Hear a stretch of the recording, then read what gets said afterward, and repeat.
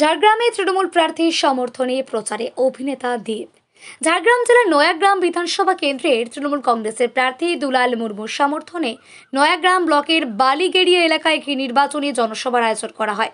সভায় প্রধান বক্তা হিসেবে উপস্থিত ছিলেন ঘাটাল লোকসভা কেন্দ্রের সাংসদ ও অভিনেতা দীপক অধিকারী।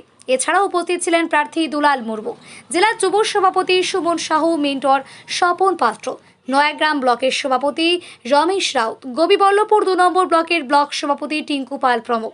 সবাই বক্তব্য রাখতে গিয়ে দেব বলেন, যারা কথা দিয়ে কথা রাখে তাদের পাশে থাকা দরকার। তিনি দাবি করেন, রাজ্য সরকার মানুষের কল্যাণে একাধিক প্রকল্প চালু করেছে। তিনি উল্লেখ করেন, মমতা বন্দ্যোপাধ্যায় যুবকদের জন্য যুবসাথী প্রকল্প, কন্যাদের জন্য কন্যাশ্রী ও রূপশ্রী এবং মহিলাদের জন্য লক্ষ্মীর ভাণ্ডার প্রকল্প চালু করেছেন। তিনি আরও বলেন, নির্বাচন হওয়া উচিত উন্নয়নের নিরিখে, রাস্তা, স্বাস্থ্য পরিষেবা, শিক্ষা প্রতিষ্ঠান ও এলাকার সার্বিক পরিকাঠামোকে সামনে রেখে। ধর্ম বা জাতপাতের রাজনীতি নয়, শান্তি ও উন্নয়নের পক্ষে মানুষকে মত দেওয়ার আহ্বান জানান তিনি। সভা থেকে দেব তৃণমূল কংগ্রেসের প্রার্থী দুলাল মুর্মুকে জোড়া ফুল চিহ্নে প্রতীকে ভোট দিয়ে জয়ী করার আবেদন জানান। তার কথায়, দুলাল মুর্মু জয় মানে রাজ্যের উন্নয়নের ধারাকে আরও এগিয়ে নিয়ে যাওয়া।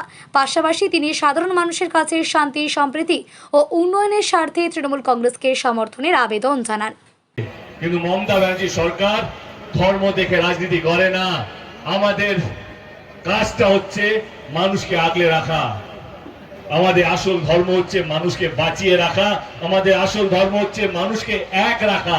আর আমাদের আসল ধর্ম হচ্ছে মানুষকে খুশ রাখা, যাতে তারা শান্তিতে দুবেলা ইনকাম করে খেতে পারে এবং শান্তিতে ঘুমোতে পারে। আপনারা আমার থেকে অনেক বেশি রাজনীতি বোঝেন। আমি আপনাদেরকে রাজনীতি বোঝাতে আসিনি, কারণ আপনারা যথেষ্ট বুদ্ধিমান, যথেষ্ট বুদ্ধি রাখেন। আমি এটুকু বলতে চাই, 23 তারিখে নির্বাচন।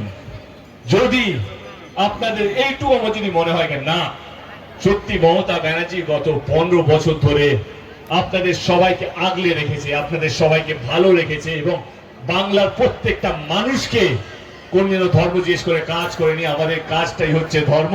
যদি আপনাদের মনে হয় তাহলে 23 তারিখে 2 নম্বর বাটন টিপে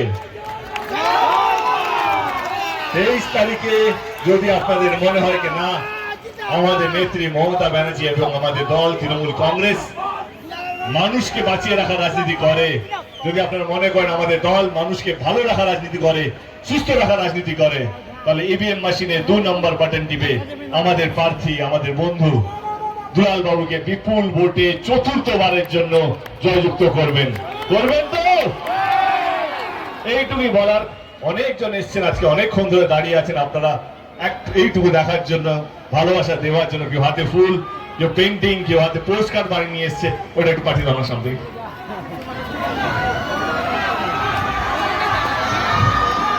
মন থেকে আপনাদের সকলকে ধন্যবাদ করছি, ধন্যবাদ জানাচ্ছি। নয়াগ্রামের প্রত্যেকটা মানুষ যেন ভালো থাকে, সুখে থাকে।